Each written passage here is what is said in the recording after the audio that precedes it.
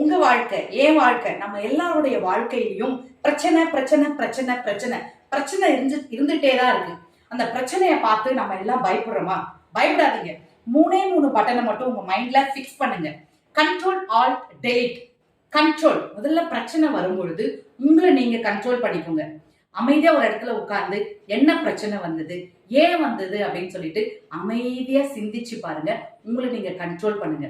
அடுத்து ஆல்ட். அந்த பிரச்சனையில இருந்து வெளியே வருவதற்கு வேற என்னென்ன வழிகள்லாம் இருக்கு அப்படின்றத யோசித்து சிந்தித்து பாருங்க.